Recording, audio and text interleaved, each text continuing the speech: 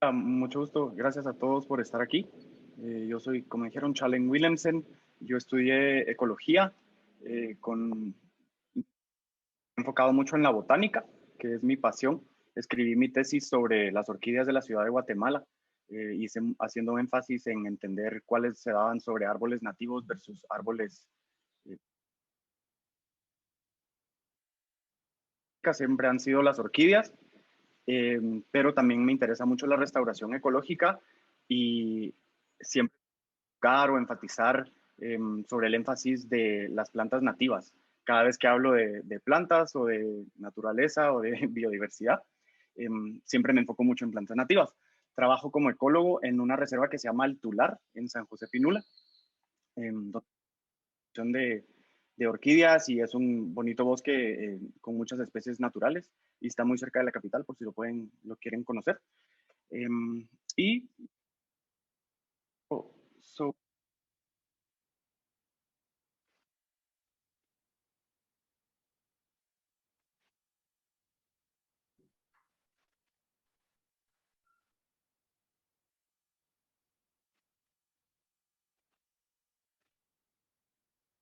soy Chalenguate en Twitter y en Instagram.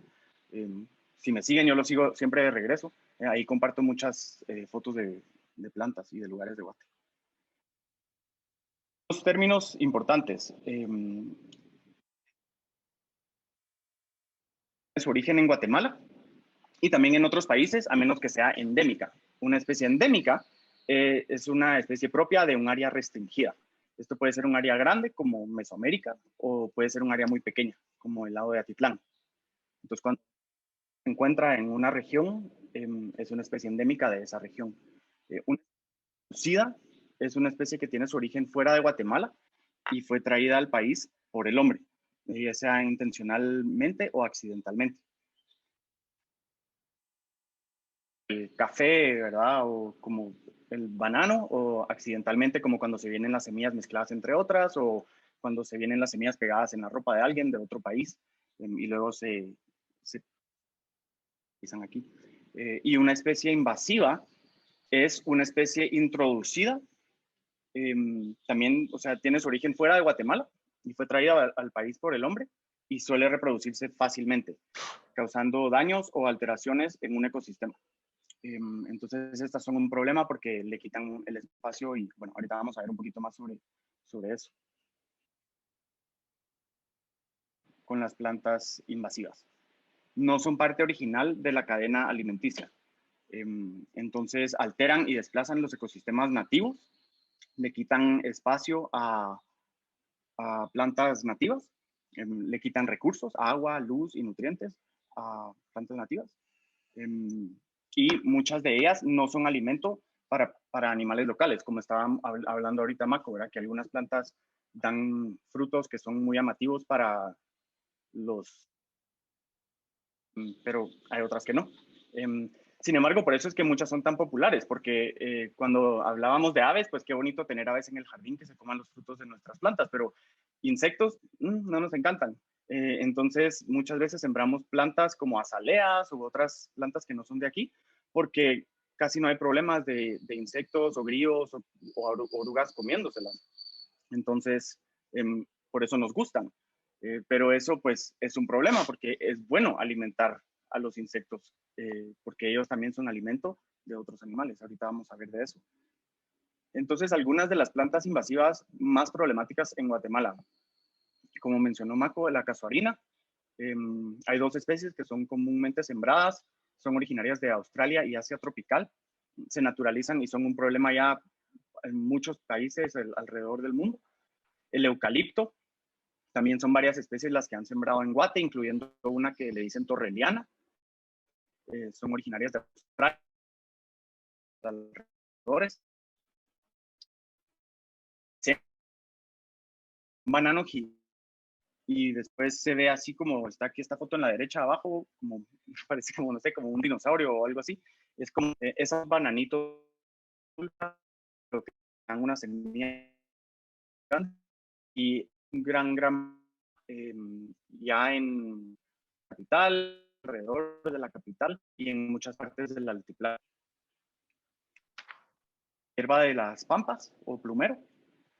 Esta es una planta que se usa mucho actualmente, es originaria de Sudamérica, pero es un gran problema porque se naturalizan y se esparcen. Aquí pueden ver en esta foto en la derecha la orilla de un camino en San José Pinula, donde está tupido de plumero. Y esos que ahí después ya no permiten que todas nuestras plantas nativas crezcan porque están ocupando todo ese espacio y son muy densas. La lechuguilla es una planta acuática nativa del Amazonas, que da unas flores bien bonitas, pero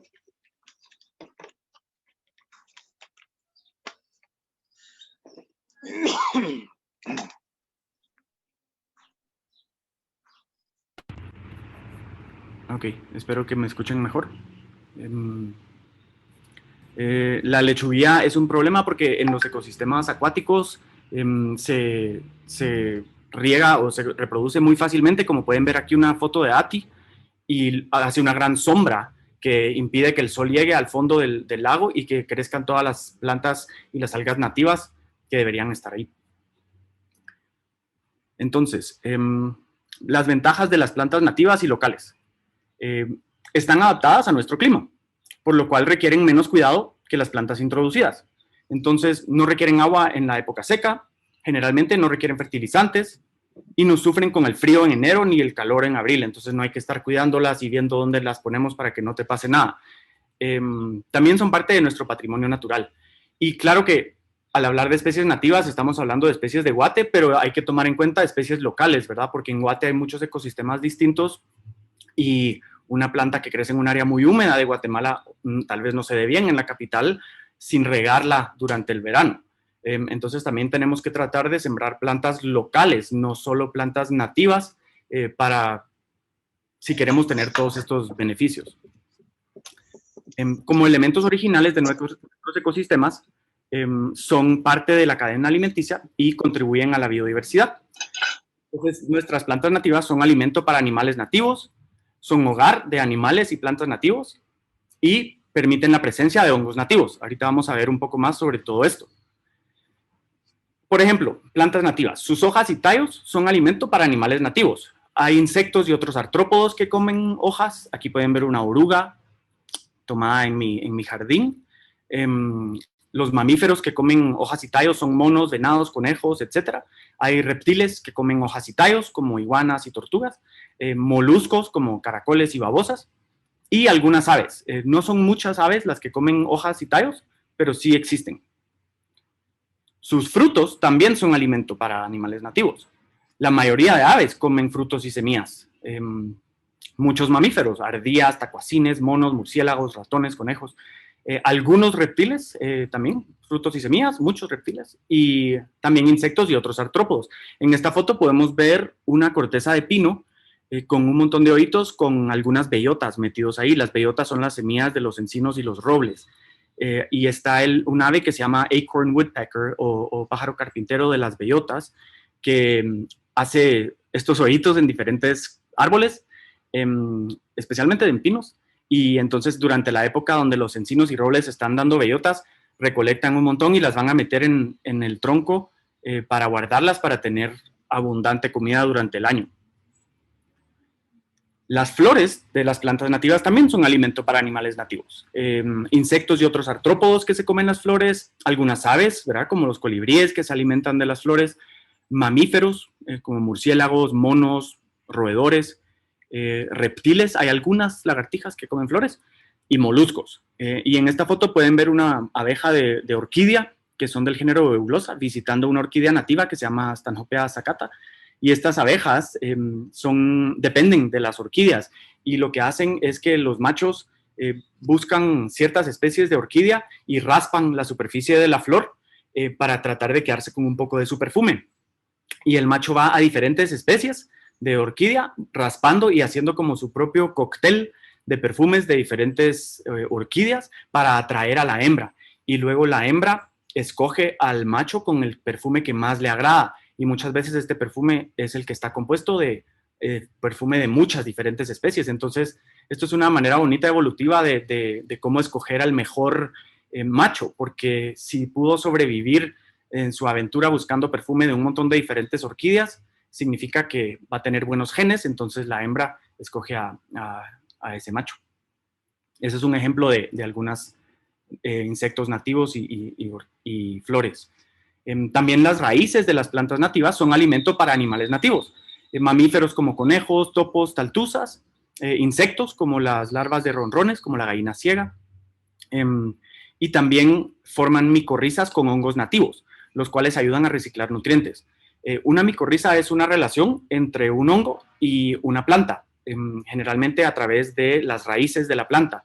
Cuando nosotros vemos un hongo, como todas estas fotos que ven aquí de hongos en el tular, estamos viendo solo una parte pequeña de todo el organismo, como que viéramos la flor de una planta. En realidad todo el hongo, el cuerpo del hongo, es una masa de hilos que se llaman hifas subterráneas que se conectan con diferentes raíces de plantas y hacen como su alimento, descomponiendo y alimentándose de materia orgánica en descomposición, y luego sale el honguito con todas las esporas. Entonces esta es solo como la parte reproductiva del hongo. Bajo la tierra está el cuerpo, la mayor parte del hongo, y cuando sembramos árboles nativos vamos a estar también ayudando a que crezcan los hongos nativos que evolucionaron para hacer relaciones con ellos. Incluso la madera puede ser alimento para insectos nativos. Aquí podemos ver unos coleópteros comiendo un matilisguate amarillo en el tular. Estos insectos se comen la parte viva de la madera y dejan la parte del centro. Y es como una poda natural. Los dos retoños que pueden ver a la izquierda y derecha salieron después de que estos insectos comenzaron a comerse este aro alrededor de la rama. Entonces es como que la hubieran podado y entonces el árbol retoñó. Aparte de esto, las plantas nativas hacen lo que hacen todas las plantas. Producen oxígeno, previenen erosión, derrumbes y deslaves, capturan agua de la niebla y capturan polvo con sus hojas, controlan la evaporación, absorben y almacenan dióxido de carbono, son hogar para plantas, animales y hongos, nos protegen de la radiación solar, regulan la temperatura y algunas nos proveen de alimento, medicina, materia prima y combustible. Entonces hablemos de plantas en nuestros jardines o patios. No podemos esperar alimentar monos o venados en nuestros jardines, lastimosamente, pero con nuestras plantas podemos alimentar a muchos insectos y aves. Los artrópodos, que son los insectos y otros bichos, son alimento de otros animales, incluyendo reptiles, anfibios, aves, culebras, mamíferos y también otros artrópodos. Entonces, al alimentar a algunos, estamos contribuyendo a la salud de nuestros ecosistemas. Con suerte, podremos alimentar directa o indirectamente a animales más grandes, como murciélagos, ardillas, tacuacines y lagartijas. En mi jardín, donde tomé muchas de estas fotos que van a ver, pues tengo un montón he estado durante los últimos 10 años quitando las especies que no son nativas y haciendo un jardín de especies nativas. Y tengo ardillas y tacuacines y culebras y lagartijas y muchos murciélagos y un montón de insectos y artrópodos y aves.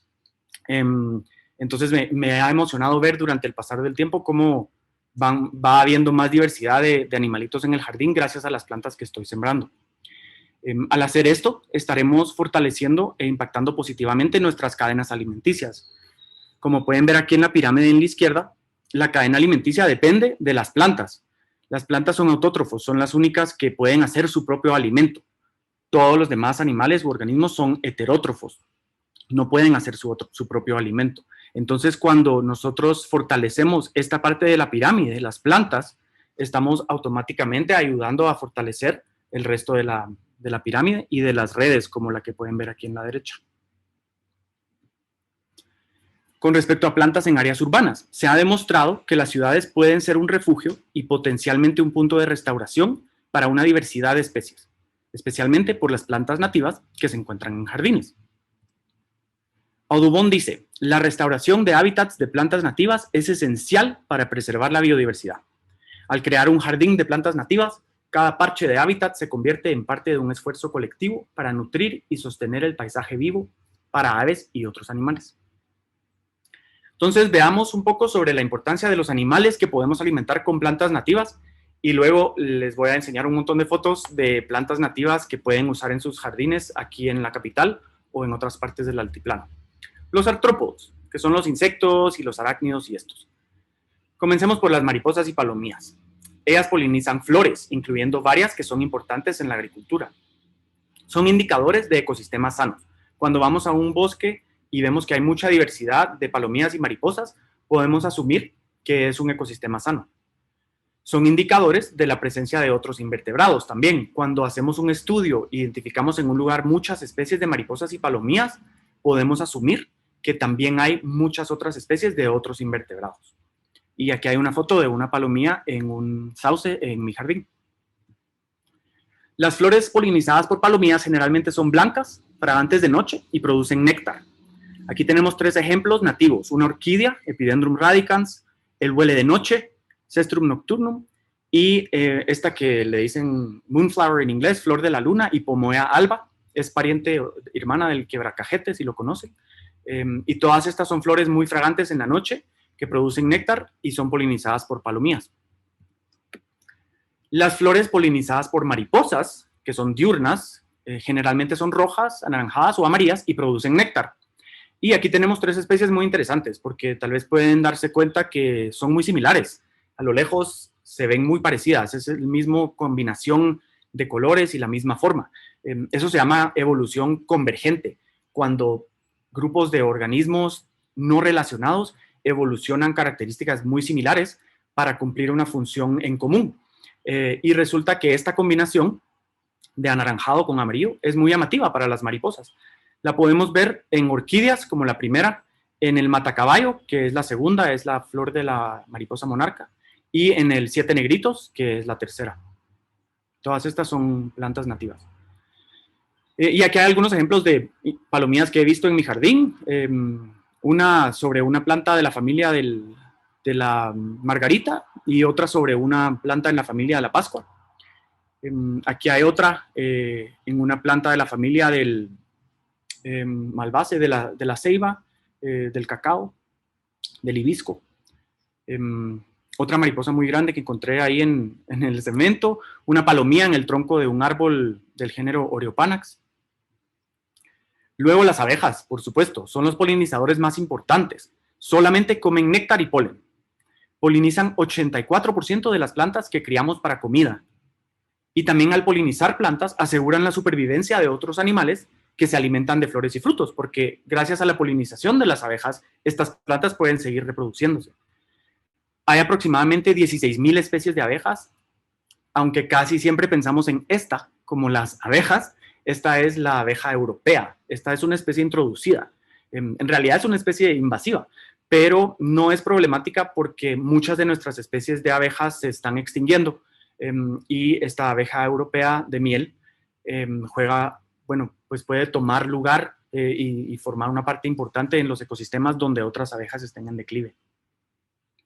Aquí hay un par de ejemplos de abejas en mi jardín, una en una orquídea y otra en otra planta, en una hierba pequeña. Esta es una abejita como verde metálica. Y luego avispas. Algunas avispas polinizan flores, otras son parásitas o se alimentan de artrópodos. Aquí podemos ver en el tular 2 avispas, una polinizando una orquídea, aquí tiene las masitas de polen en la cabeza, y otra visitando una mejorana. Algunos casos interesantes de avispas que hay en Guate son las fig wasps, que son las avispas de los higos. Si ustedes se han comido un higo, pueden ver que al partirlo tiene un montón de pelitos. Y Rapunzel lleva la pacha de Rapunzelita. Entonces, estos pelitos que se ven adentro del higo son los estambres. El higo es como una flor invertida. En vez de tener los estambres para afuera, tienen los estambres para adentro. Entonces, estas avispas que se especializaron para esto, ponen sus huevos adentro del higo o de cualquier planta del género Ficus, que son los matapalos, y adentro se desarrollan las larvas, polinizan la flor, y cuando se vuelve adulta sale la avispa adulta. Los ficus dependen de estas fig wasps, y las fig wasps dependen de estos ficus. Es una coevolución. Y los gall wasps, que son las avispas de agallas, son unas avispas que ponen sus huevos en los retoños de los robles y encinos, y al poner el huevo inyectan unos químicos que causan una reacción en la planta de defensa. El encino empieza a formar capas y capas y capas de líquido que se vuelve una bola y adentro de esa bola se alimenta la larva de la avispa y después abre un hoyito y sale cuando ya es adulta.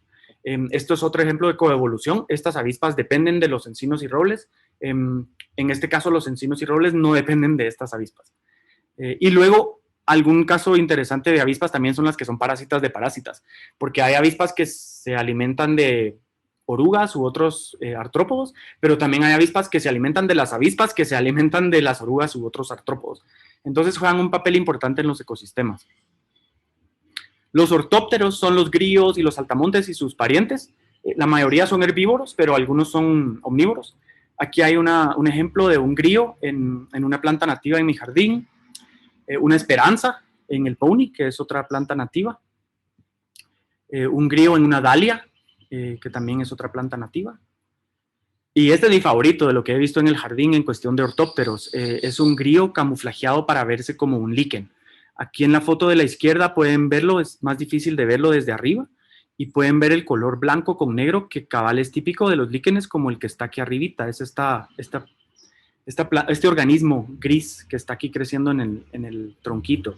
Aquí está la foto del lado, en la derecha, y pueden ver el grillo con su excelente camuflaje. Aquí está el líquen un poquito más arriba. Luego los fásmidos, como los quiebrapalitos. Esta foto me encanta porque son quiebrapalitos bebés y me da mucha ternura en un shalom en el jardín. Los fásmidos juegan un papel importante en los bosques. Se les llama light gap herbivores porque que son como herbívoros de espacios de luz. Ellos a veces llenan una rama se cubren una rama de un árbol y se la comen todas las hojas. Y al hacer esto hacen un hoyo en la copa de los árboles o en la capa de hojas del bosque y entra un montón de luz al suelo del bosque gracias a este hoyo que crearon los fásmidos. Con esta luz retoñan un montón de plantas que dependen de la luz y no hubieran germinado si se hubieran quedado en la oscuridad. También al comer todas estas hojas, los fásmidos están fertilizando el suelo. Cuando defecan, ¿verdad? Todo lo que se comen y digieren cae otra vez al suelo y esos son nutrientes.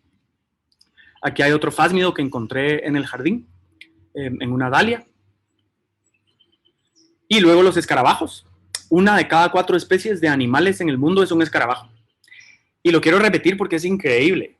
1 de cada 4 especies de animales en el mundo es un escarabajo. No estoy diciendo 1 de cada 4 especies de insecto. O sea que 25% de todas las especies de animales en el mundo son escarabajos.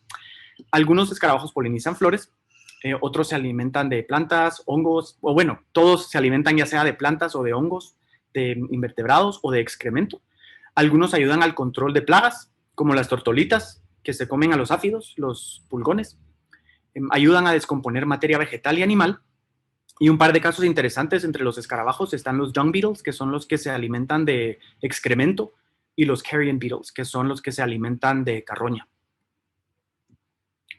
Y luego un par de ejemplos más de otros insectos que he visto en el jardín. Un sírfido que se llaman hoverflies en inglés, en una comelina.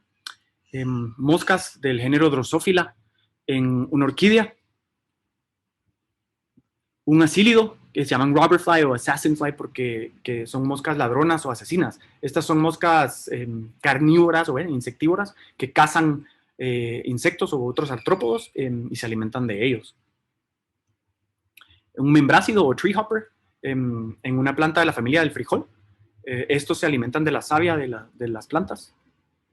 Un leafhopper, un cicadelio, también se alimentan de la savia de plantas. Y luego opiliones. Estos ya no son insectos, son arácnidos. La mayoría son omnívoros. Algunos comen animales muertos o heces. Muchas especies de opiliones alrededor del mundo están en peligro de extinción. Yo sé que se ven feos, pero son inofensivos. No tienen veneno los opiliones. Entonces ellos con sus garras se comen a otros bichos o a lo que se coman, pero no son peligrosos. Casi siempre son nocturnos. Si los ven en su jardín, protéjanlos. Uno de los opiliones más comunes es este, que en inglés le dicen daddy long legs, que tiene patas muy, muy largas, a veces más largas que este, y a veces viven en grupos muy grandes y se ven como un montón de palitos todos juntos. Muchos piensan que son arañas, no son arañas, no tienen veneno, no son ningún peligro para nosotros. Los amblipígidos son mis favoritos. Son animales nocturnos que comen artrópodos, tampoco tienen veneno, no son peligrosos, son antiguos, existen desde hace 300 millones de años. Y yo soy feliz porque en el jardín tengo un montón de estos. Pueden ser muy grandes. Aquí pueden ver una foto de uno comparado con un cochinito. Hay gente que tiene amblipígidos de mascotas. No causan ningún daño, dan miedo porque son grandes y estas garras con las que cazan su comida, pues asustan, pero en realidad no son ni muy rápidos, ni territoriales, ni agresivos, ni venenosos. Entonces, si los ven en su jardín o patio, pues considérense dichosos. Viven muchas veces en paredes, cerca de lugares húmedos. Las arañas, que muchos no nos encantan, pero son muy importantes. Controlan la población de otros artrópodos y también son alimento para otros animales. Aquí podemos ver una araña comiéndose un saltamontes en el jardín. Estas dos arañas las encontré adentro de mi casa.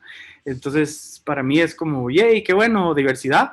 Pero al mismo tiempo, no les miento que me dan mucho nervios. Es atraparlas en un Tupperware y sacarlas al jardín. A veces me causa mucho estrés, pero es algo que siempre hago. Otra araña del jardín. Estas son mis arañas favoritas. Se llaman arañas saltadoras. Perdón que está corrido el texto aquí. Son arañas casi siempre chiquitas que saltan. Son inofensivas. Muchas veces viven adentro de la casa, cerca de las ventanas, y se comen a las moscas o los mosquitos o cosas que puede haber adentro de la casa. Entonces, cuídenlas. Y además, miren qué bonitas son. Y esta es una crab spider, araña cangrejo. Estas se llaman arañas de emboscada. Ellas buscan una flor y se posan en la flor y esperan a que llegue un polinizador. Y cuando llega el polinizador, lo atrapan y se lo comen. Estas tienen la capacidad de cambiar de color entre amarillo y blanco, dependiendo de la flor en la que estén. Aquí vemos una araña amarilla en una flor blanca. No sé si ella no tiene la capacidad de cambiar por ser esta especie o si simplemente no lo había hecho todavía, pero sí he visto mucho arañas amarillas en flores amarillas y blancas en flores blancas. Luego, mamíferos. Las ardillas se alimentan de frutos y semillas, ayudando a su dispersión. Aquí podemos ver en una maceta colgante con una de mis orquídeas un aguacate, y eso es típico de las ardillas aquí en el jardín. A veces las veo corriendo con tortillas también, pero ponen su comida en las macetas y luego pues se alimentan. Al hacer esto están ayudando a la dispersión de semillas, especialmente con plantas como los encinos y robles. Y esta es la especie de ardilla que es más común en la capital. Luego los murciélagos. Muchos murciélagos se alimentan de flores y frutos. Las flores polinizadas por murciélagos generalmente son blancas y fragantes en la noche, como estas dos. Estos son unas especies de cactus nativos que dan flores grandes que casi siempre duran solo una noche y son polinizadas por murciélagos. Y luego el tacuacín. El tacuacín es un animal muy importante en nuestras cadenas alimenticias. Son omnívoros. Comen insectos y otros animales, comen frutas y vegetales, comen carroña, pueden digerir casi cualquier cosa comestible. Dispersan semillas, controlan plagas, como pueden ver en esta imagen que estaba circulando en las redes.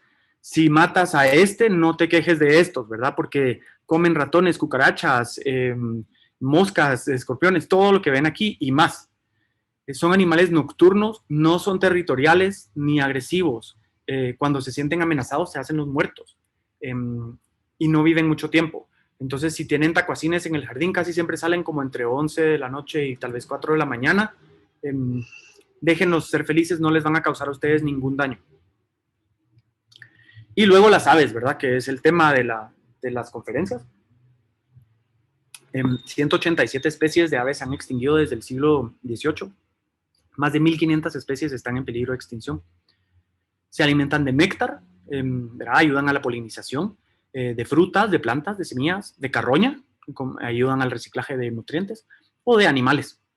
Algunas especies son muy especializadas, cumplen o llenan nichos específicos en un ecosistema, como juegan un papel que solo ellas juegan, y que si ellas faltan, no hay quien lo supla. Y con muchas aves hay coevolución con flores, como en los colibríes, que la flor, como decía Mako, desarrolló como un tubo largo con néctar y un color rojo, para llamar la atención a los colibríes, que en sí evolucionaron para depender, no completamente, pero sí mucho de estas flores, porque los colibríes también comen bichitos, pero casi siempre comen néctar. Y aquí vamos a ver unas fotos de aves en mi jardín. Me disculpo, yo no soy fotógrafo de aves, entonces algunas son bonitas, algunas son muy malas, a veces las tomo con el teléfono, pero les da un buen ejemplo de las cosas que pueden llamar ustedes a su jardín si lo llenan de plantas y árboles nativos. El Rufous Collared Robin, el Gray Silky Flycatcher, Yellow-Winged Tanager, Lessons Motmot, Fan-Backed Wren, Tennessee Warbler, Northern Flicker, que es un tipo de carpintero, Azure Crowned Hummingbird, aquí están en el alimentador de colibríes, Stellar's Jay, Common Ground Dove, me gusta darle semillas a las palomas, les encantan, Blue-Gray Tanager, White-Eared Hummingbird, otra especie de colibrí, Rivoli's Hummingbird, Western Tanager. Esta foto me encanta porque cabal encontré al Acorn Woodpecker con la bellota y él la escondió. Me quedé viendo ahí bastantes minutos y la escondió dentro de la bromelia. Entonces ahí también es la importancia de las epífitas, ¿verdad? Las epífitas son plantas que crecen sobre los árboles sin ser parásitas, como las orquídeas y las bromelias. Y aquí pues esta ave la está usando para guardar su comida. Yellow Warbler, Rose-Breasted Grosbeak, el Social Flycatcher. Tengo chiltepes en el jardín. El chiltepe es una planta nativa y además nos gustan a muchos los chiltepes, entonces si siembran chiltepes van a llamar la atención de muchas aves. Es una muy buena opción para llamar aves al jardín. Este bichito que creo que es un seed eater, no sé, si alguien sabe qué es, lo agradecería. White Winged Dove, Summer Tanager, la Shara, el Bushy Crested Jay. Y aquí hay un nido de colibrí en un caspirol en mi jardín, con el huevito. Las flores polinizadas por colibríes generalmente tienen forma tubular, como decía, son de colores vistosos y producen néctar. Aquí hay 3 ejemplos nativos. Achimenes pedunculata, una salvia, tenemos muchas especies de salvia en Guate, son muy bonitas casi todas y además son fáciles de reproducir por esqueje, por vástago. Entonces eso es una manera fácil y rápida de tener plantas nativas en el jardín. Si ven una salvia no tienen que arrancar la planta, no depreden, pero pueden llevarse un palito y se pegan súper fácil. Y luego dan flores que atraen a los insectos y a los colibríes. Y aquí en la derecha está el huele de noche anaranjado, es hermano del huele de noche de la flor blanca, que también huele en la noche, no tan fuerte, pero durante el día lo visitan mucho los colibríes y otras mariposas. Entonces, ¿cómo puedo yo contribuir a la conservación de las plantas nativas y de nuestros ecosistemas? Número 1, infórmate. Desafortunadamente, la mayoría de las plantas que venden en los viveros no son nativas. Antes de comprar una planta o sembrarla en tu jardín, pregunta cómo se llama y averigua el origen de la especie. Escoge plantas nativas o al menos regionales ante plantas extranjeras. Y si no saben dónde averiguar, me pueden preguntar a mí. Si me contactan por Twitter o Instagram, como les decía, Chalenguate, va a aparecer después. A mí me encanta cuando me preguntan qué planta es y cómo se llama, ese trabajo me encanta. Número 2, deja que la naturaleza haga su magia. En el invierno aparecen muchas plantitas en nuestras macetas, patios o jardines. Deja que crezcan. Te sorprenderás al ver las flores y hojas tan bonitas que producen algunas. Cuando veas flores, intenta identificarlas. Si es nativa, cuídala. Si es invasiva, no dejes que se reproduzca. Y aquí está este dicho que me gusta. One person's weed is another person's wildflower. La mala hierba de una persona es la flor silvestre de alguien más. Número 3. No fumigues tu jardín. Los pesticidas, en primer lugar, son tóxicos para el medio ambiente. Si tienes problema con alguna plaga, busca soluciones orgánicas. Yo en el jardín, cuando tengo problemas con unos bichitos que se comen mis orquídeas, los mato con las manos. Entonces, no tenemos que rociar, ¿verdad? Hay muchas otras soluciones. No mates las arañas, culebras o tacuacines de tu jardín. Estos animales generalmente son inofensivos y nos ayudan al control de plagas. Y finalmente, y esto es importante, deja que los insectos se coman tus plantas, o por lo menos partes de ellas, porque de nada sirve llenar el jardín de plantas nativas, pero luego cada oruga que sale la matamos y cada grillo lo matamos. Entonces tenemos que sacrificar parte de la planta. Esta es una manera natural de podar y fomentar retoños. Si sientes que tu planta está en riesgo, ¿verdad? El animal se la está comiendo toda, pues entonces cámbialo de lugar. Con respecto a las orugas, recuerda que se especializan en plantas o familias específicas. No pueden comer cualquier planta. Entonces, si debes reubicar una oruga, busca una planta igual o intenta localizar algún pariente cercano, porque si pasamos la oruga a cualquier otra planta, lo más probable es que no se la va a poder comer y va a regresar a la planta que se puede comer o se va a morir buscando algo que puede comer. Y ahora vamos a ver algunas plantas guatemaltecas con potencial ornamental en el altiplano. Todas estas las pueden sembrar en la capital, en la Antigua, en Ati, y son plantas que son parte de nuestros ecosistemas. Entonces vamos a estar contribuyendo a toda esta diversidad de la que yo estaba hablando. Y solo voy a pasar más o menos rápido las fotos para que tengan una idea. Espero que esto esté disponible para ustedes después para que puedan ver otra vez y tomar ideas. Y si no, pues siempre me pueden preguntar. Y a mí me encantaría compartirles una lista de plantas que pueden usar. Árboles. El huachipilín. El ciprés. El ahuehuete o sabino. El pino. Tenemos varias especies nativas en Guate. El encino o roble. Tenemos varias especies y estas son keystone species. Son especies que juegan un papel súper importante en el ecosistema, en cualquier ecosistema donde se encuentren. Las keystone species son aquellas que su presencia o ausencia en un ecosistema tiene un efecto muy, muy grande en la salud del ecosistema. La cañafístula. Aquí hay unas fotos de unas orugas que tenía mi cañafístula. Había como 15 o 20 y luego formaron estos capullos y luego salieron estas mariposas amarillas muy grandes, súper bonitas. El sauce. El matilisguate. El matilisguate amarillo, que también le dicen tabebuya porque ese era su género antes. El timboque. El coralío, que sus flores huelen riquísimo y sus frutos alimentan a un montón de aves, entonces es re buena opción para la capital. El palo de pito, que tiene estas flores típicas polinizadas por colibríes, un tubito rojo. Los árboles del género Inga, tenemos un montón en Guate, como el cuchín, el paterno y el shalum. La madre de agua. El palo de giote, con su corteza tan bonita. El árbol de la cruz o flor de mayo, cuyas flores huelen riquísimo. El liquidámbar, que se está usando cada vez más en parques y jardines. El aguacate. El nance. La guayaba. El manzanote. El nogal, que le encanta las ardillas, las frutas, las semillas. Los amates, son del género ficus. El jocote. La anona y sus parientes, la chirimoya, la guanábana y todas estas que son del género anona. El taciscobo. Y bueno, algunos arbustos. El matacaballo, que es la flor de la mariposa monarca. La mariposa monarca está aproximándose a un estado de peligro de extinción y las larvas se alimentan casi exclusivamente de plantas del género Asclepias, solo de este género y de algunos géneros muy, muy estrechamente relacionados.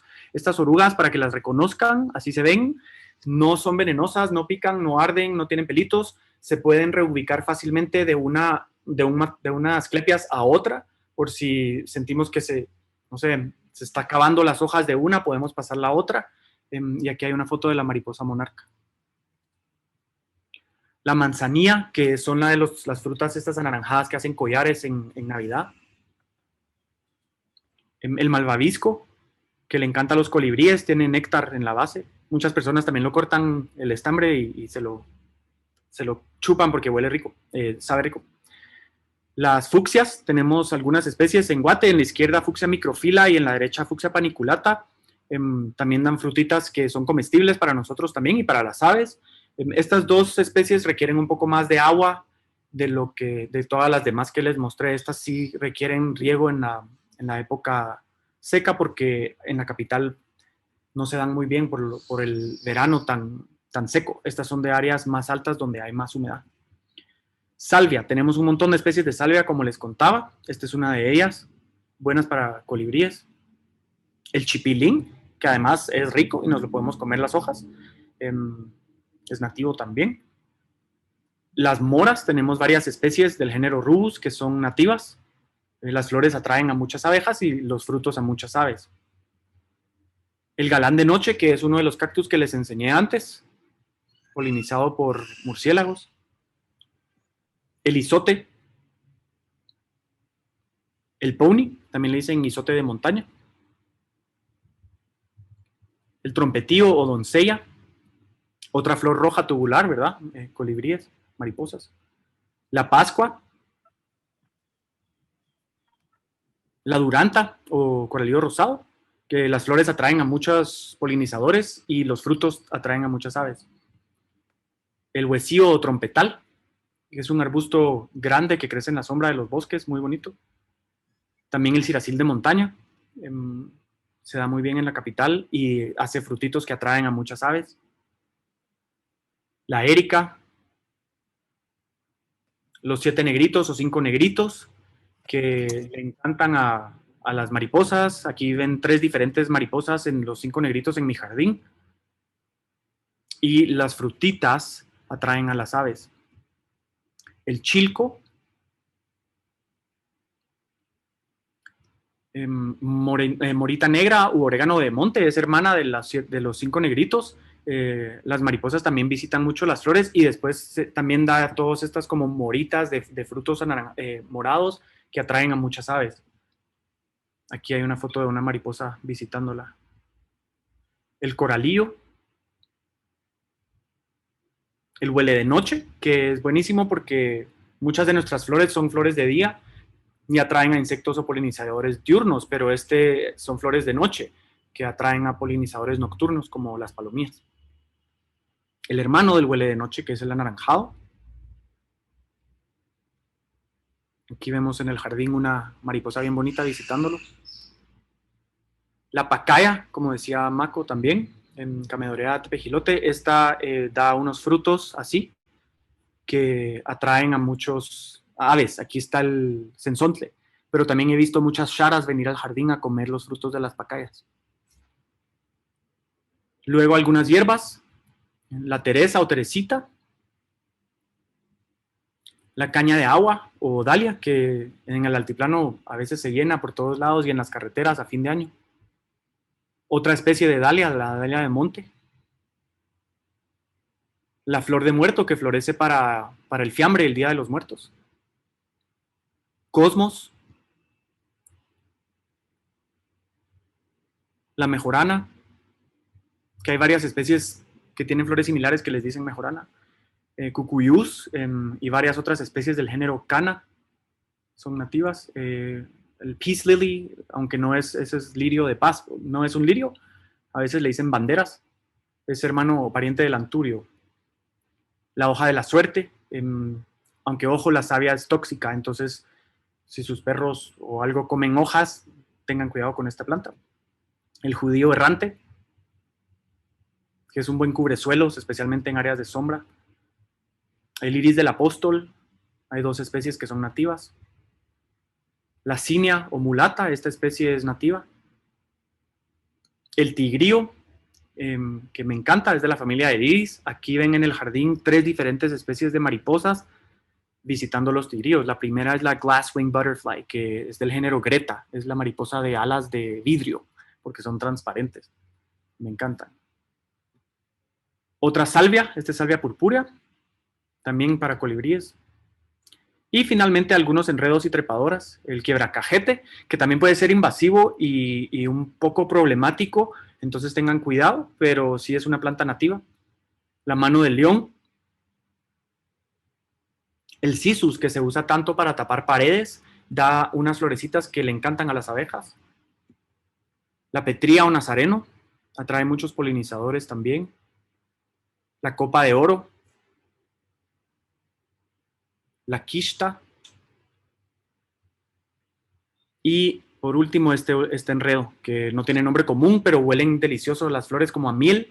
Crece en la capital, en los barrancos y en los terrenos baldíos. Entonces, si se les encarama uno por ahí cerca de la casa, déjenlo. Es bonito además y atrae muchos polinizadores.